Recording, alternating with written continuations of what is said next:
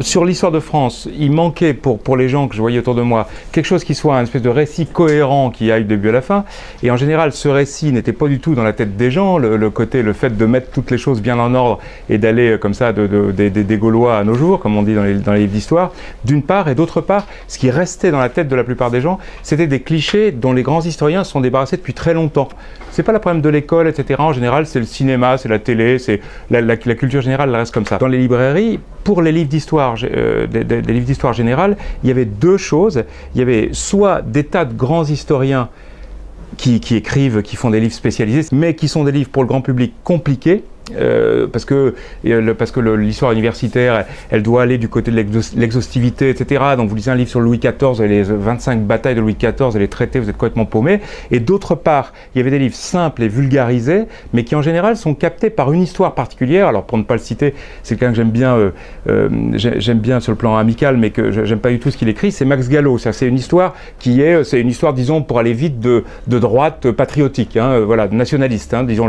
La France est au milieu de tout, et seule la France existe, et la France est comme si il y avait une France éternelle qui venait du fond des temps.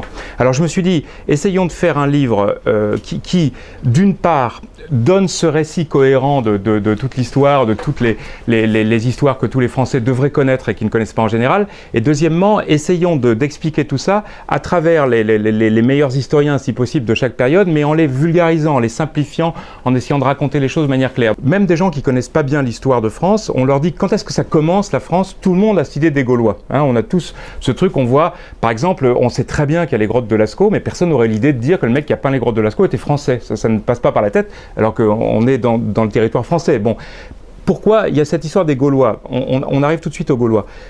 De quand, la question pour démonter cette chose-là, c'est de dire de quand ça date, ça. Est-ce que tout le monde a toujours cru que nos ancêtres étaient Gaulois? Est-ce que Louis XIV, par exemple, il pensait que ses ancêtres étaient Gaulois? Il y avait cette idée qui existait comme ça dans la monarchie française, comme dans toutes les monarchies, qui est de créer une espèce de légitimité qui remonte loin, qui remonte à Dieu si possible.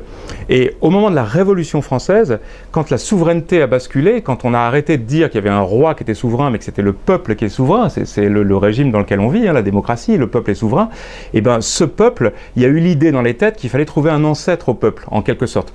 Je simplifie, les choses ne sont pas aussi claires, et aussi, il n'y a pas un type dans un coin qui s'est dit on va trouver un ancêtre au peuple, mais en tout cas, les mentalités ont évolué comme ça. Et c'est comme ça que on est arrivé à cette idée de dire, bah, après tout, les rois remontent à Clovis, mais avant Clovis, il y avait qui? Avant Clovis, c'était l'Empire romain, et dans cet Empire romain, qui est-ce qui était dans le territoire qui était le nôtre? C'était ces populations, celles qu'on appelle les Gaulois, donc bah, voilà, on va dire nos ancêtres les Gaulois. Et à ce moment-là, pourquoi est-ce que Jeanne d'Arc, elle est si importante? Parce que la droite adore Jeanne d'Arc, parce que c'est la sainte, c'est celle enfin, elle n'est pas encore sainte à ce moment-là, elle va le devenir, en tout cas, c'est celle à qui Dieu a parlé, à qui Saint-Georges, Sainte-Marguerite et la troisième, j'ai oublié qui, Sainte-Catherine lui a parlé, les voix, elle parle à Dieu, etc. Donc c'est une héroïne catholique, donc elle est forcément très très bien pour la droite du 19e siècle qui est très catholique.